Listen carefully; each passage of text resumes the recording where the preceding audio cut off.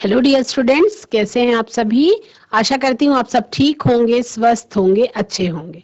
ICT virtual classroom Dehradun में आप सभी का स्वागत करती हूँ। मेरा नाम समता है और बच्चों क्लास 9th में आप सभी का चैप्टर चल रहा है the fundamental unit of life, यानी कि जीवन की मौलिक इकाई, जिसमें आपको कोशिका और कोशिका के अंदर पाए जाने वाले बहुत सारे कोशिकांगों के बारे में पढ़ना था। तो चैप्टर हमने स्टार्ट किया था कोशिका क्या होती है। इस क्वेश्चन से कोशिका के बारे में आप सभी जान चुके हैं। कोशिका की संरचना कैसी होती है ये सभी जान चुके हैं। अब कोशिका के अंदर पाए जाने वाले सेल ऑर्गेनेल्स के बारे में हम बात कर रहे हैं। बाकी का हमारा कंप्लीट हो गया है। सेल ऑर्गेनेल्स में आपने वैक्यूल्स के बारे में कल हमने बहुत विस्तार में पढ़ लिया था। एंडोप्लाज्मिक रेटिकुलम के बारे में भी हमने कल पढ़ लिया था। आज हम गोल्जी बॉडीज के बारे में बात करेंगे। बच्चों, आप लोगों ने कल एंडोप्लाज्मिक रेटिकुलम और राइबोसोम्स के बारे में पढ़ लिया था। आज हम बात करेंगे गोल्जी ऑपरेटर्स के बारे में कि जो गोल्जी काय होता है या गोल्जी बॉडीज बोलते हैं इसको, एक्चुअल में वो क्या चीजें होती हैं और आपके कोशिका के अंदर उसका क्या काम होता है ना। तो गोल्जी ऑपरेटर्स जिसकी संरचना कुछ इस तरीके की दिखाई पड़ती है। इसका डायग्राम बनाना भी आप लोगों को सीखना पड़ेगा, क्योंकि अगर इस पर क्वेश्चन आ गया कि गोल्जी काय पे टिप्पणी लिखिए तो आपको उसके बारे में 2-4 लाइन लिख के और उसके बाद डायग्राम भी बनाना होगा। गोल्जी ऑपरेटर्स क्या होता है? Golgi apparatus is another packaging organelle like the endoplasmic reticulum. जैसा कि एंडोप्लाज्मिक रेटिकुलम है, पैकेजिंग ऑर्गेनेल की तरह काम करता है, गोल्जी काय भी उसी तरीके का एक अन्य ऑर्गेनेल है, सेल ऑर्गेनेल, जो पैकेजिंग का काम करता है। ठीक है, गोल्जी काय में क्या क्या होता है? देखो, सबसे बड़ा पॉइंट तो गोल्जी काय नाम क्यों रखा गया है ना। ये किसी वैज्ञानिक के नाम पे रखा गया था। इसका कोई स्पेसिफिक मीनिंग नहीं होता। It consists of a system of membrane bound vesicles arranged approximately parallel to each other in stacks of cisternae. आगे से पीछे तक parallelly arranged sac like structures होते हैं जिनको हम सिस्टर्नी कहते हैं। तो गोल्जी ऑपरेटर्स की डिस्कवरी किसने की थी? उसी के नाम पे इसका नाम गोल्जी काय या गोल्जी ऑपरेटर्स रखा गया है। The Golgi operators was discovered by Camillo Golgi in 1898। ये पॉइंट सभी बच्चे नोट करेंगे। गोल्जी ऑपरेटर्स का जो खोज थी वो सर कैमिलो गोल्जी ने 1898 में की थी। यानी कि कोशिका के अंदर गोल्जी काय नाम का भी कोई कोशिकांग होता है, इस बात की खोज 1898 में कैमिलो गोल्जी द्वारा की गई थी। कैमिलो गोल्जी के द्वारा जब गोल्जी काय की खोज की गई तो उन्होंने देखा कि a Golgi body is usually composed of 5 to 8 stacks of cisternae. उन्होंने देखा कि एक जो गोल्जी बॉडी का पैच था उसमें 5 से 8 तक के सिस्टर्नी, यानी 5 से 8 तक के सिस्टर्नी बैग्स के जैसी संरचना जुड़ी हुई थी। ठीक है, vesicles leave the Golgi body from the end known as cis face, the other end is known as trans face. Vesicles जो हैं वो गोल्जी बॉडी को, जब एक तरफ का जो ये फेज है, एक तो सिस फेज कहलाता है, दूसरा ट्रांस फेज कहलाता है। यहाँ पे ये आप देख पा रहे हैं, ये बाहर वाला फेज जो है वो सिस फेज कहलाता है और अंदर वाला फेज जो है वो ट्रांस फेज कहलाता है। Plant cells contain many freely distributed subunits of the Golgi apparatus called dictyosomes। अगर हम प्लांट सेल्स की बात करते हैं तो ये गोल्जी बॉडीज जो हैं ये एंडोप्लाज्मिक रेटिकुलम के पास नहीं होते, वो फ्रीली डिस्ट्रीब्यूटेड होते हैं और उस केस में हम उनको डिक्टियोसोम्स कहते हैं। क्या कहते हैं उसको हम? तब जब प्लांट सेल की बात आती है तो उस समय पे हम इसको डिक्टियोसोम्स का नाम देते हैं। Functions of the Golgi apparatus, यानी गोल्जी काय के क्या कार्य हैं? क्या कार्य हैं? It is involved in the transport of lipids in cells. ये लिपिड्स के ट्रांसपोर्ट में इन्वॉल्व होता है कोशिका के अंदर। It is involved in the formation of lysosomes. ये लाइसोसोम्स के फॉर्मेशन में इन्वॉल्व होता है। और it also takes part in glycosylation and phosphorylation of certain proteins. ये कहीं कहीं ग्लाइकोसाइलेशन में और फॉस्फोराइलेशन की प्रक्रिया में भी भाग लेता है। ग्लाइकोसाइलेशन में और फॉस्फोरिलेशन की प्रक्रिया में भी ये भाग लेता है कुछ स्पेसिफिक प्रोटीन्स के केस में। तो ये बच्चे आप नोट करेंगे functions of the Golgi apparatus.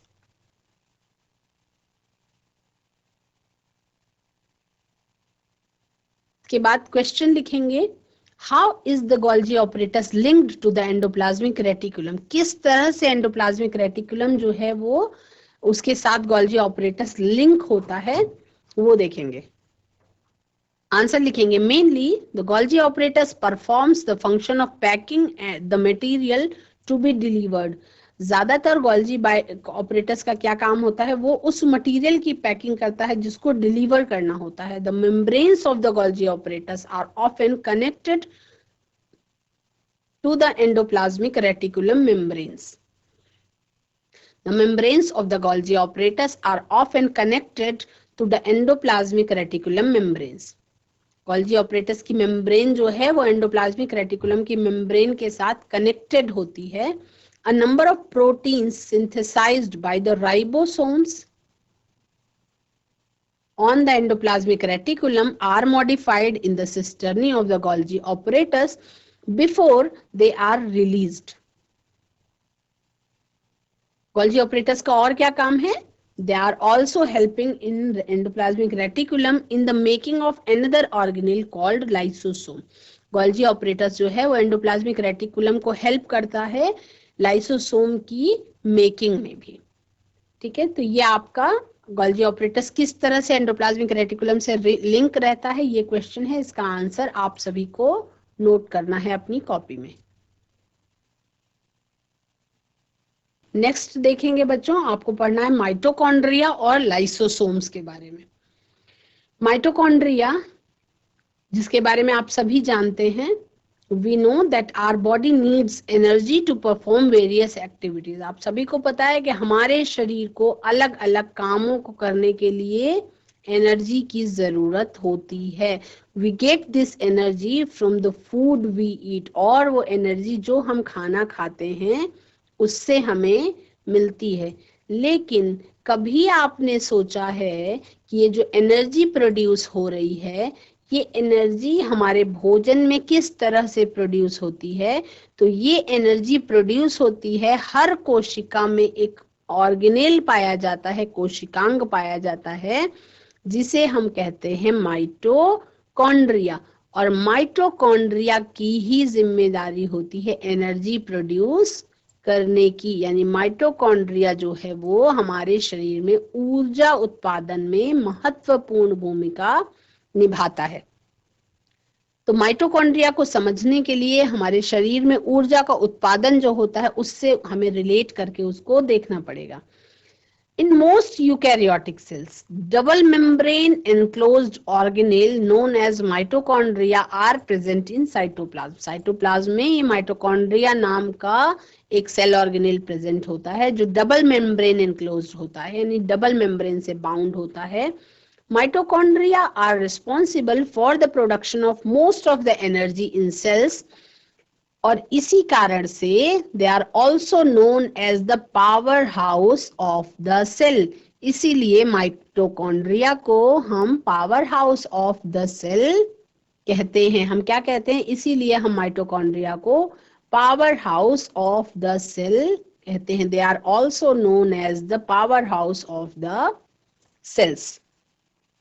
Energy जो प्रोड्यूस होती है आपकी शरीर में as a result of the breaking of sugar. हम जब पढ़ रहे डाइजेशन हमने पढ़ा, तो डाइजेशन में हमें पता है कि जो एनर्जी है वो शुगर के ब्रेकडाउन होने पर रिलीज होती है। और ये प्रोसेस जिसमें शुगर का ब्रेकडाउन होता है और एनर्जी रिलीज होती है, रेस्पिरेशन की प्रोसेस हमारे शरीर में माइटोकॉन्ड्रिया के अंदर ये ऊर्जा उत्पादन की प्रक्रिया होती है। जब कोशिकीय श्वसन के दौरान the energy released by mitochondria is stored in the form of ATP molecules. और एनर्जी जो माइटोकॉन्ड्रिया के द्वारा बनाई जाती है वो एटीपी मॉलिक्यूल्स के फॉर्म में स्टोर की जाती है। एटीपी जिसको हम currency, energy currency of a cell कहते हैं। ATP is known as the energy currency of a cell. ये ऊर्जा की मुद्रा के रूप में हम ATP को जानते हैं. ATP is known as the energy currency of the cell. The body uses the energy stored in ATP for making new. The body uses the energy stored in ATP for making new chemical compounds and for mechanical work. The number of mitochondria in a cell is dependent upon the nature of the physiological activity carried out by it. Example के लिए, in humans, the red blood cells do not contain any mitochondria, while liver and muscle cells may contain hundreds or even thousands of them. ये point, ये line note करने वाली है. Humans में red blood cells में न तो nucleus पाया जाता है और ना ही माइटोकॉन्ड्रिया पाया जाता है, लेकिन लिवर सेल्स में और जो मांसपेशियों वाली कोशिकाएं होती हैं, मसल सेल्स में 100 या हजारों की संख्या में माइटोकॉन्ड्रिया प्रेजेंट होते हैं.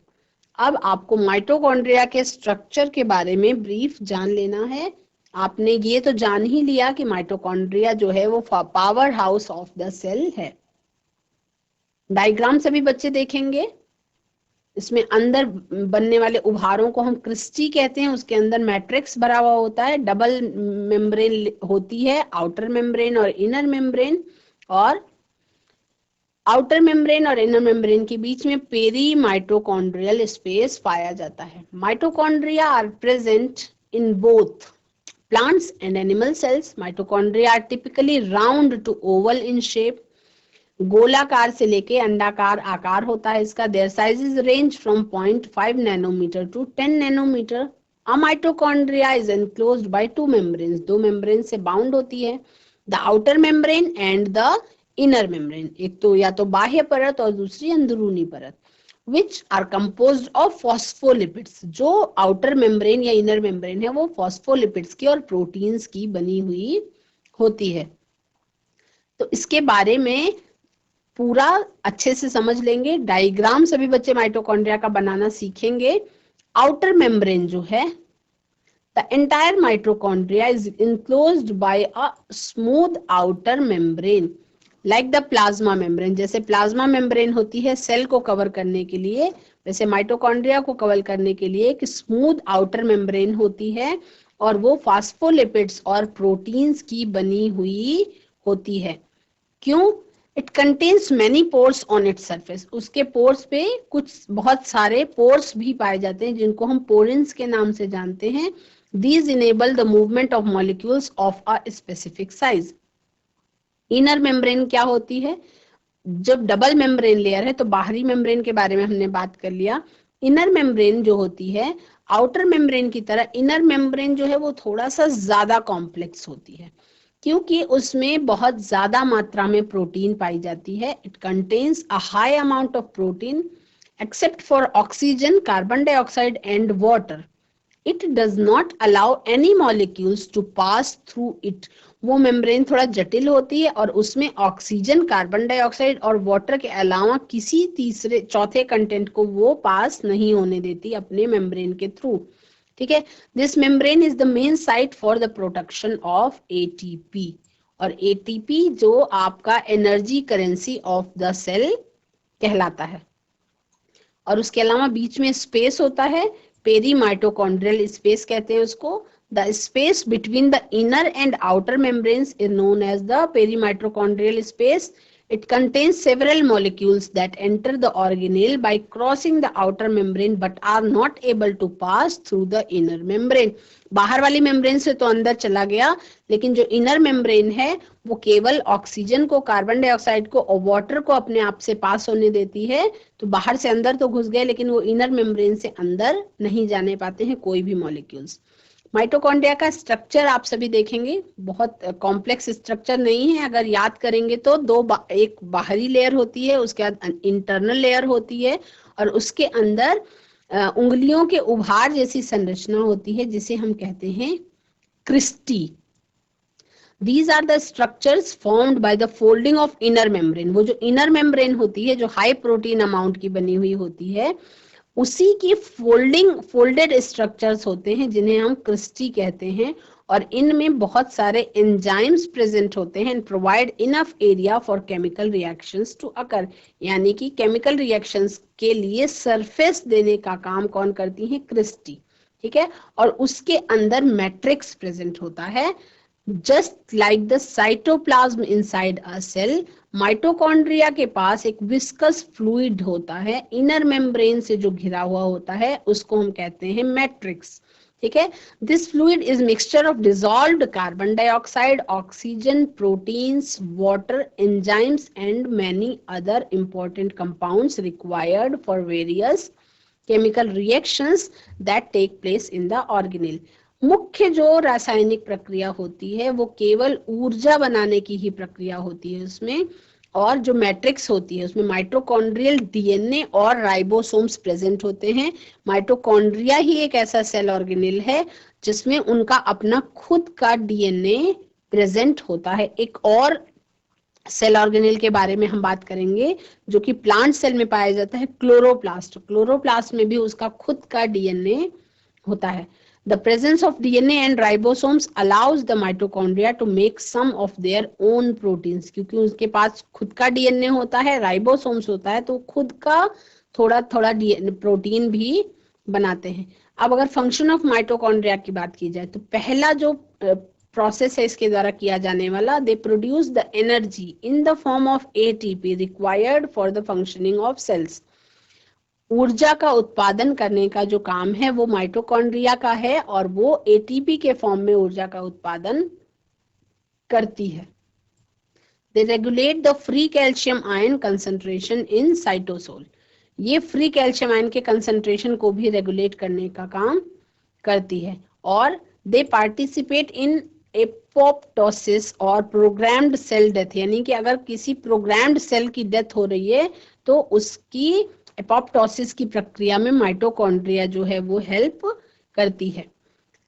माइटोकॉन्ड्रिया क्या करती है? They provide intermediates for the synthesis of various chemicals such as fatty acids, steroids and amino acids. तो ये तो हो गया माइटोकॉन्ड्रिया। नेक्स्ट आपका है लाइसोसोम्स। लाइसोसोम्स में लाइसोसोम्स जो हैं ये बैग लाइक स्ट्रक्चर्स होते हैं, मेम्ब्रेन बाउंड वेसाइकल्स होते हैं और यूजुअली एनिमल सेल में पाए जाते हैं। लाइसोसोम्स के बारे में ज्यादातर बहुत बार क्वेश्चन पूछा गया है कि ये आत्महत्या की थैली, कोशिका की आत्महत्या की थैली किसे कहते हैं, है ना। तो ये कहाँ से बनते हैं लाइसोसोम्स? अपने अभी जब हम पढ़ रहे थे एंडोप्लाज्मिक रेटिकुलम और गोल्जी बॉडीज, तो हमने पढ़ा था कि ये लाइसोसोम्स के निर्माण में भी सहायक होते हैं। तो क्या होता है, गोल्जी बॉडीज और एंडोप्लाज्मिक रेटिकुलम से बडिंग के द्वारा जो थैलियों जैसी संरचना बन जाती है उनको हम लाइसोसोम्स कहते हैं। They are formed by budding off from the endoplasmic reticulum and Golgi bodies. इसके अंदर क्या चीज प्रेजेंट होती है, क्यों इसे आत्महत्या की थैली कहते हैं, उसको जानेंगे। इसके अंदर डाइजेस्टिव एंजाइम्स प्रेजेंट होते हैं जैसे एसिड हाइड्रोलेज। ये क्या करते हैं, इनकी हेल्प से ये किसी भी तरीके के सब्सटेंस को डाइजेस्ट करने के लायक होती है, और इन प्रोटीन्स को, न्यूक्लिक एसिड को और लिपिड्स, कार्बोहाइड्रेट्स, किसी तरीके के भी मटेरियल को डाइजेस्ट कर लेती है। इसीलिए they are also known as the suicide bag of the cell, यानी कोशिका की आत्महत्या की थैली इसीलिए लाइसोसोम्स को कहा जाता है। This is because they burst out and release hydrolytic enzymes into cytosol when a cell is damaged. अगर कोई कोशिका डैमेज हो जाती है और रिपेयर नहीं हो सकती तो वो वेस्ट मटेरियल हो गई, तो उसको ये क्या कर लेती है, खुद ही डाइजेस्ट कर लेती है। लाइसोसोम्स क्या करती है, lysosomes provide energy during starvation by controlled breakdown of stored food. अगर भूख हो रही हो तो भूख के टाइम पे ये किसी भी स्टोर्ड फूड का कंट्रोल्ड ब्रेकडाउन करती है ना, और आपको एनर्जी प्रोवाइड करती है। लाइसोसोम्स कैसे बनते हैं? The enzyme proteins are created in the rough endoplasmic reticulum. ये प्रोटीन्स जो हैं ये पैकेज्ड होते हैं स्मॉल वेसाइकल्स में और उसके बाद गोल्जी बॉडीज में ये भेजे जाते हैं. The Golgi apparatus does the modification work on the vesicles by preparing digestive enzymes and shoots of very small vesicles in the cytoplasm. यहाँ पे जाके गोल्जी बॉडीज में छोटे छोटे वेसाइकल्स के रूप में ये डाइजेस्टिव एंजाइम्स के साथ भरने के बाद साइटोप्लाज्म में छोड़े जाते हैं. और ये जो छोटे छोटे वेसाइकल्स होते हैं इन्हीं को हम कहते हैं लाइसोसोम्स. और ये साइटोप्लाज्म में फ्लोट करते रहते हैं जब तक कोशिका को लाइसोसोम्स की जरूरत होती है, तब तक वो उसमें फ्लोट करते रहते हैं और डैमेज्ड पार्ट को क्या करते हैं, डाइजेस्ट करते रहते हैं. लाइसोसोम्स जो हैं वो आपका digestive factories of the cell भी कह सकते हैं इसको. तो ये क्वेश्चन पूछा जा सकता है. जैसे सबसे ज्यादा कॉमन क्वेश्चन तो ये है कि कोशिक आत्महत्या की थैली लाइसोसोम्स को क्यों कहते हैं, या पूछा जा सकता है कि कोशिका की आत्महत्या की थैली कौन सा कोशिकांग है. Digestive factory of the cell भी लाइसोसोम्स को कहते हैं. क्यों? The lysosomes are the digestive factories of the cell, so their action starts when cell absorbs or eats some food particle. और उसके बाद क्या होता है, food particles enter the cell, the lysosome release the digestive enzymes which break down the complex molecules. उसके पास digestive enzymes होते हैं जो सब तरीके के complex molecules को digest कर सकते हैं, मतलब break down कर सकते हैं उसका. क्वेश्चन है 2-3, ये आपका कारण बताओ में पूछा जा सकता है. जैसे mitochondria are semi autonomous organelle, मतलब माइटोकॉन्ड्रिया जो है वो अपने ऊपर आत्मनिर्भर कोशिकांग है. इस कथन को जस्टिफाई करने के लिए बोला जा सकता है. क्यों? क्योंकि अभी हमने बात कर ली mitochondria contain their own genetic material that is DNA which is known as mitochondrial genome और राइबोसोम्स. माइटोकॉन्ड्रिया बहुत आत्मनिर्भर सेल ऑर्गेनेल है क्योंकि वो ऊर्जा का भी उत्पादन करता है, उसके पास खुद का डीएनए होता है, खुद का राइबोसोम्स होता है, तो वो खुद का प्रोटीन भी बनाता है. इसीलिए उसको हम क्या कहते हैं, they are considered as semi autonomous organelle, यानी कि संपूर्ण आत्मनिर्भर तो नहीं है लेकिन आधा आधा आत्मनिर्भर, यानी कि वो पार्शियली डिपेंडेंट होता है न्यूक्लियस पे for the proteins required for their functioning. वो पूरी तरह से डिपेंडेंट नहीं होता, थोड़ा खुद का भी निर्माण करता है प्रोटीन का और थोड़ा वो न्यूक्लियस से लेता है. उसमें डीएनए प्रेजेंट होता है और राइबोसोम्स प्रेजेंट होते हैं जो उसको बहुत सारे प्रोटीन्स को सिंथेसाइज करने की क्षमता प्रदान करते हैं. और इस तरह से इस माइटोकॉन्ड्रिया को हम सेमी ऑटोनोमस ऑर्गेनेल कहते हैं. ये क्वेश्चन का आंसर सभी बच्चे नोट कर लेंगे.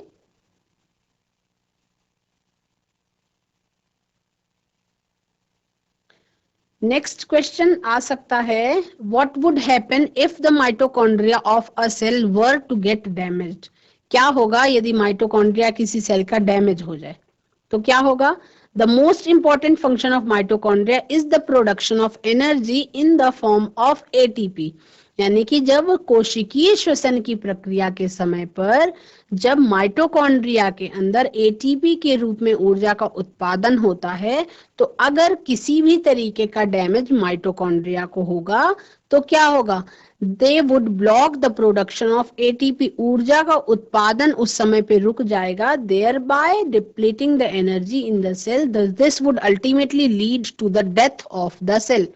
अगर माइटोकॉन्ड्रिया, कितना इंपॉर्टेंट है सेल ऑर्गेनेल माइटोकॉन्ड्रिया किसी भी कोशिका के लिए, क्योंकि अगर माइटोकॉन्ड्रिया को नुकसान हुआ तो उस सेल की डेथ हो जाएगी. ये भी क्वेश्चन का आंसर नोट कर लेंगे. और उसके बाद बच्चों लास्ट जो सेल ऑर्गेनेल है वो है प्लास्टिड्स. उसके बारे में आपको जानना है, लवकों के बारे में आपको पढ़ना है.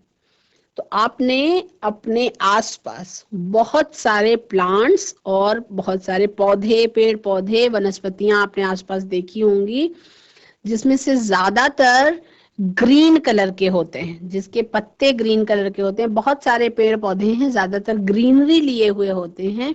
इस ग्रीन कलर के पीछे, या आप सोच सकते हैं कि जैसे टमाटर लाल है तो लाल क्यों है, बैंगन बैंगनी है तो बैंगनी क्यों है, मिर्ची हरी है तो क्यों है, पत्तियां हरी क्यों हैं, आम हरा क्यों है कच्चा होने पर, पका होने पर वो पीला क्यों है। ये सारा होता है लवकों की प्रेजेंस के कारण, यानी प्लास्टिड्स के कारण, है ना। तो प्लास्टिड्स जो है वो इस तरह से हरे रंग के होते हैं। एक तो प्लास्टिड्स 3 तरीके के होते हैं।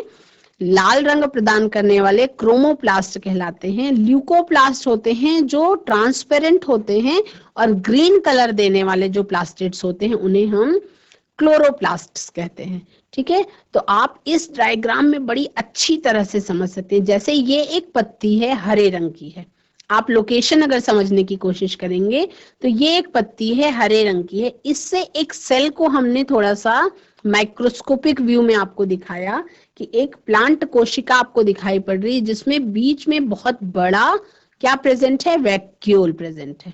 यहाँ पे आपको न्यूक्लियस दिखाई पड़ रहा है, ये आपको एंडोप्लाज्मिक रेटिकुलम दिखाई पड़ रहा है, यहाँ पे गोल्जी बॉडीज, आपको यहाँ पे ये 1 2 3 माइटोकॉन्ड्रिया दिखाई पड़ रहे, और ग्रीन कलर का जो स्ट्रक्चर आपको बैग शेप में दिखाई पड़ रहा है वो है क्लोरोप्लास्ट का स्ट्रक्चर।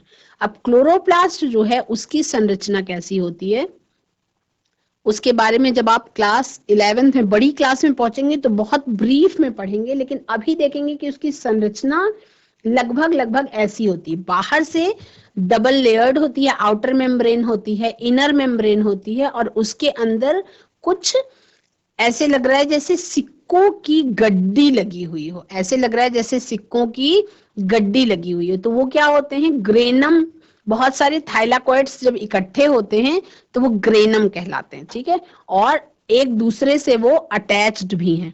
आप देख रहे हैं कि एक सिक्के की गड्डी से दूसरा, थाइलाकॉइड्स की एक गड्डी से दूसरी गड्डी अटैच्ड है ना। तो इसी में आपकी प्रकाश संश्लेषण की प्रक्रिया होती है। आप सभी को पता है कि फोटोसिंथेसिस की प्रोसेस, यानी कि फूड सिंथेसिस, भोजन निर्माण की प्रक्रिया जो हरे पेड़ पौधों में होती है, वो इसी क्लोरोप्लास्ट के अंदर पाए जाने वाले थाइलाकॉइड्स के अंदर होती है।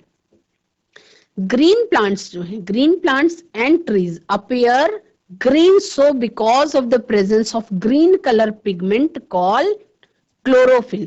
हरित लवक क्लोरोफिल उसके अंदर प्रेजेंट होता है क्लोरोप्लास्ट के अंदर, इसीलिए उसे हम क्या कहते हैं, क्लोरोप्लास्ट कहते हैं। ये पिगमेंट एक्चुअली क्लोरोप्लास्ट के अंदर प्रेजेंट होता है, और जो पिगमेंट प्रेजेंट होता है उसे हम क्लोरोफिल कहते हैं, है ना। क्लोरोप्लास्ट के अंदर पाए जाने वाला हरित लवक क्लोरोफिल कहलाता है। तो क्लोरोप्लास्ट जो है is a type of plastid which in turn is a major organelle found in plant cells and algae. शैवालों में भी मुख्य रूप से ये ऑर्गेनेल पाया जाता है। The presence of plastids allows plants to prepare their own food through photosynthesis। तो बहुत इंपॉर्टेंट सेल ऑर्गेनेल है ये। इसकी मौजूदगी के कारण ही पौधों में प्रकाश संश्लेषण की प्रक्रिया होती है। एनिमल्स अपना खाना खुद नहीं बना पाते क्योंकि उनके अंदर प्लास्टिड्स जो है वो प्रेजेंट नहीं होते। तो animals can not make their own food because they lack plastids, है ना। प्लास्टिड्स जो है वो साइटोप्लाज्मिक मैट्रिक्स के अंदर प्रेजेंट होते हैं प्लांट सेल में, यानी कि कोशिका द्रव्य के अंदर प्रेजेंट होते हैं, और राउंड या ओवल शेप्ड बॉडीज होती है इनकी। जैसे कि माइटोकॉन्ड्रिया के पास उसका खुद का डीएनए होता है, उसी तरह से chloroplasts have their own DNA, और इसीलिए वो सेल्फ रेप्लिकेशन की भी क्षमता रखते हैं, लेकिन केवल प्लांट सेल्स में ही प्रेजेंट होते हैं। एनिमल सेल्स में प्लास्टिड्स नहीं पाए जाते, इसीलिए एनिमल सेल्स अपना खुद का भोजन का निर्माण नहीं कर सकती हैं। टाइप्स ऑफ प्लास्टिड्स के बारे में मैंने आपको बता दिया। 2 मुख्य रूप से प्लास्टिड्स पाए जाते हैं। पहले होते हैं ल्यूकोप्लास्ट्स, ये वो हैं जो कलर में व्हाइट होते हैं या कलरलेस प्लास्टिड्स होते हैं, है ना। इनके अंदर कलर्ड पिगमेंट नहीं पाया जाता। तो इस रीजन में जहां पे ल्यूकोप्लास्ट प्रेजेंट होते हैं वहां पे फोटोसिंथेसिस की प्रोसेस नहीं होती। इनका मेन फंक्शन क्या होता है, जो फोटोसिंथेसिस के दौरान जो भोजन बनता है उनका मेन फंक्शन है synthesis of various important compounds. ये क्या करते हैं? ये फैटी एसिड्स का और एमिनो एसिड्स का सिंथेसिस करते हैं। दूसरे तरीके के होते हैं बच्चों क्रोमोप्लास्ट्स, जो कलर देते हैं। They are coloured plastids containing green colour pigments such as xanthophylls. ये ऐसे पिगमेंट्स होते हैं जो येलो या ऑरेंज कलर देते हैं। जो क्रोमोप्लास्ट्स होते हैं, जैसे शिमला मिर्च पीले रंग की आती है, गाजर ऑरेंज कलर का आता है, तो उसमें ज़ैंथोफिल्स, कैरोटीन, ये पिगमेंट्स मौजूद होते हैं। तो ये कलर्ड प्लास्टिड्स होते हैं, है ना। तो प्लास्टिड्स का मेन काम क्या है? दे कैरी आउट फोटोसिंथेसिस, ये प्रकाश संश्लेषण की प्रक्रिया करते हैं। They contribute to the colours of leaves and flowers. जैसे पत्तियां हरी होती हैं और फूल लाल, गुलाबी, बैगनी, नारंगी, अलग अलग रंग के होते हैं। तो ये प्लास्टिड्स की प्रेजेंट के कारण ही इतने ज्यादा कलरफुल पेड़ पौधे और वनस्पतियां पाई जाती हैं। कुछ प्लास्टिड्स हैं, जैसे 3 तरीके के प्लास्टिड्स के बारे में मैंने आपको बता दिया, क्लोरोप्लास्ट, क्रोमोप्लास्ट और ल्यूकोप्लास्ट। तो क्रोमोप्लास्ट जो है वो पीला, लाल, गाजरी ये सब कलर देने का काम करता है, और आपका जो हरे रंग देने का काम करता है वो है क्लोरोप्लास्ट का, और जो ल्यूकोप्लास्ट होता है वो स्टोरेज और प्रोडक्शन करता है कुछ लिपिड्स और प्रोटीन्स का। क्लोरोप्लास्ट की संरचना बिल्कुल इस तरीके की होती है जैसा कि आपको स्क्रीन में दिखाई पड़ रही है। इसमें आउटर मेम्ब्रेन होती है, इनर मेम्ब्रेन होती है, और अंदर जो है इस तरह से थाइलाकॉइड्स की गड्डी टाइप की लगी रहती है, जिसे हम ग्रेनम कहते हैं। क्या कहते हैं? ग्रेनम। जब पूरी इकट्ठी है तो ग्रेनम कहलाती है, और जब सिंगल थाइलाकॉइड की बात करती है तो ग्रेन। लोकेशन इसकी क्या है? क्लोरोप्लास्ट जो है वो फोटोसिंथेसिस के लिए इंपॉर्टेंट पार्ट है ना। Photosynthesis green parts of the plant जो है, लीव्स, उसके अंदर पाई जाती है ना।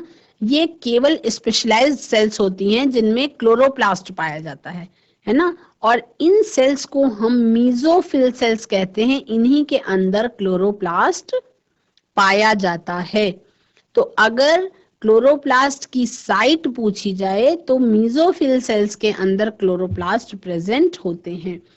क्लोरोप्लास्ट का स्ट्रक्चर कैसा है? Chloroplasts are disc shaped organelles enclosed by a double membrane, यानी आउटर मेम्ब्रेन और इनर मेम्ब्रेन होती है। इसके 2 डिस्टिंक्ट रीजन्स होते हैं, ग्रेना और स्ट्रोमा। स्ट्रोमा क्या होता है? Grana are the stacks of flattened discs containing chlorophyll molecules. Grana जो है वो फ्लैटेंड डिस्क लाइक संरचना होती है जिसमें क्लोरोफिल मॉलिक्यूल्स भरे हुए होते हैं, और यही मॉलिक्यूल्स फोटोसिंथेसिस की प्रोसेस के लिए उत्तरदायी होते हैं, जिस प्रोसेस के द्वारा पौधों में भोजन निर्माण की प्रक्रिया होती है। तो बच्चों, आज के सेशन में आप सभी ने गोल्जी बॉडीज के बारे में जान लिया। आज के सेशन में आप सभी ने प्लास्टिड्स के बारे में जान लिया और लाइसोसोम्स के बारे में जाना।